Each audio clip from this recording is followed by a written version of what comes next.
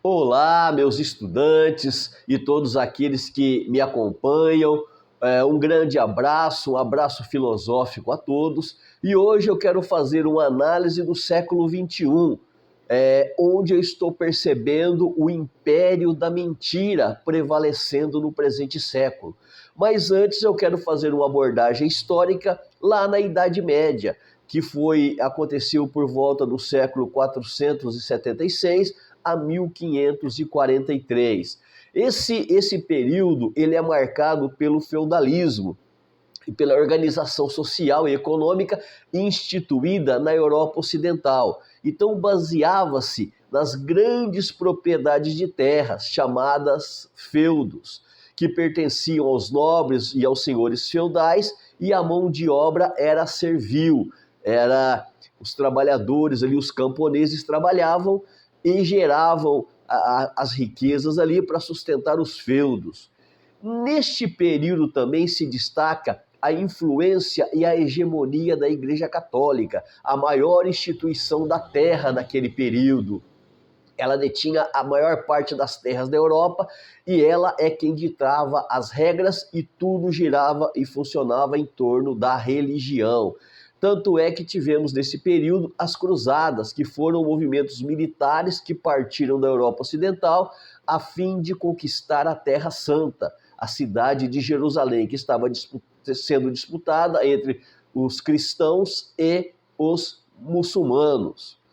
Na Idade Moderna, que foi marcado pelo período que vai de 1453 a 1789, nós temos aqui a prevalência do absolutismo.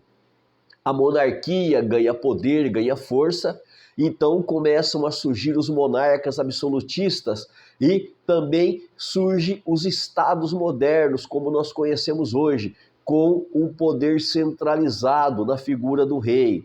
Aconteceu também o advento do iluminismo, a reforma protestante, o mercantilismo, as navegações europeias ali, a conquista de novos mercados. Depois nós tivemos a Guerra das Duas Rosas, a Revolução Inglesa, a Revolução Francesa, e isso foi a base dos acontecimentos do recorte da história que eu estou fazendo.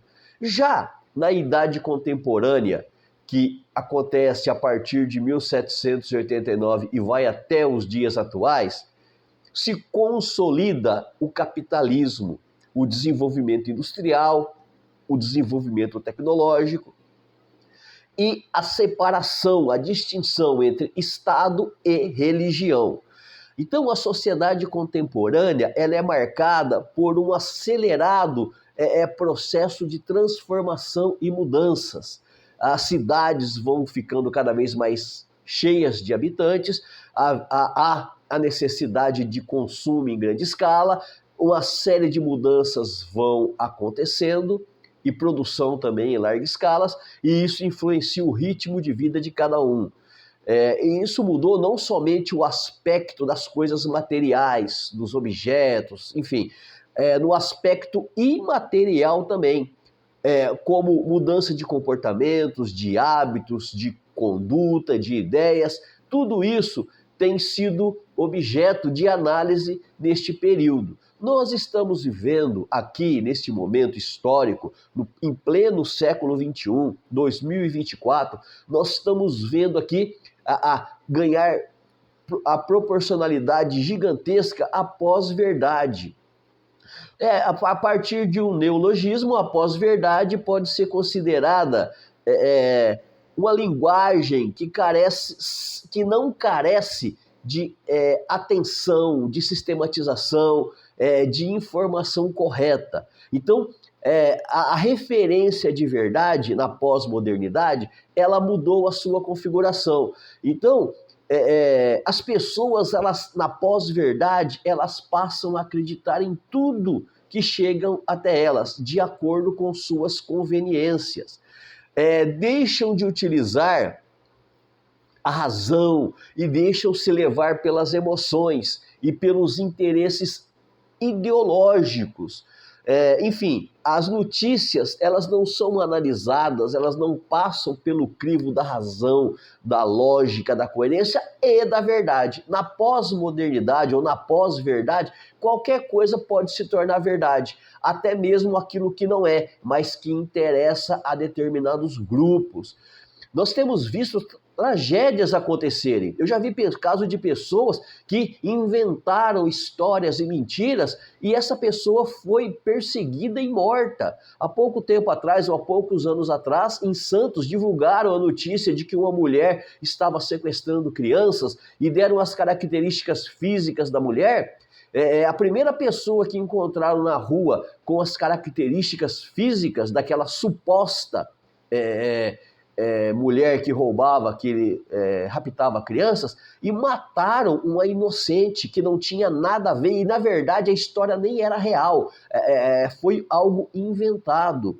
E isso acontece todos os dias, em todos os momentos. Após verdade, as pessoas recebem a informação e se comportam de maneira irracional, tendo atitudes, tendo posicionamentos que não condizem com a verdade. Por isso eu considero esse período como a era da mentira. A mentira está prevalecendo.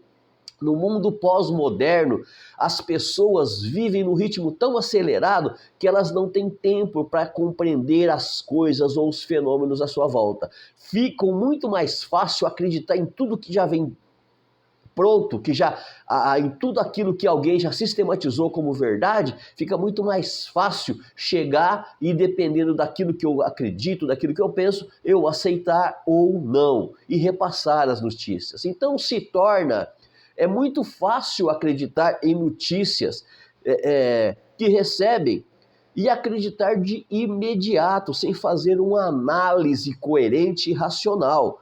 Não se discute os fundamentos para ver se aquilo tem lógica, tem razão. Então a realidade dos fatos, ela fica em segundo, terceiro plano. No Brasil nós temos visto isso acontecer. É um fenômeno mundial isso, não é só no Brasil. Mas nós estamos vendo acontecer no Brasil essa questão do impacto na sociedade das notícias falsas. Uma universidade dos Estados Unidos, eles fizeram alguns estudos para procurar entender por que as fake news elas se espalham de modo viral. Exatamente chegaram a essa conclusão de que as pessoas sabem muitas vezes que são falsas, mesmo assim compartilham por causa da sua convicção religiosa, filosófica e política.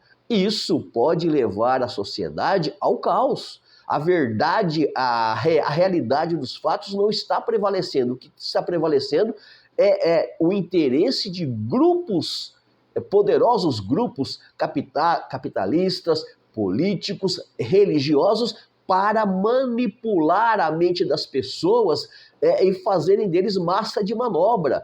Manipular para derrubar governo, para criar circunstâncias, para criar leis baseado em coisas que não são reais. Então, a pós-verdade, ela transforma as opiniões, aquilo que os gregos falavam, o doxa, a opinião, em verdade. Eu posso ter a minha opinião, mas isso não quer dizer que ela é verdade, é a minha opinião. Entre a opinião e a verdade existe um grande abismo, e isso as pessoas não estão se atentando. O artigo 5º da Constituição brasileira, a Constituição Federal de 88, ela garante alguns direitos, algumas liberdades para todos aqueles que estão no território brasileiro. Liberdade religiosa, liberdade de expressão, liberdade de emitir opinião, pensamento. É assegurado a todos o direito à informação. É livre a manifestação no artigo 4º da Constituição, está dizendo que é livre a manifestação do pensamento, sendo vedado o anonimato. Prestem atenção, a mesma Constituição que ela dá o direito de liberdade, ela veda o anonimato. Com isso, ela está deixando um recado, que as pessoas têm liberdade, mas vedando o anonimato, elas também têm responsabilidade sobre aquilo que falam. A partir do momento que se veda o anonimato, é para se investigar, é para descobrir quem muitas vezes está usando a liberdade de modo ilegítimo. Quando a Constituição brasileira veda o anonimato, ela está dizendo que a liberdade deve ser exercida com responsabilidade. As notícias falsas, elas corroem a democracia.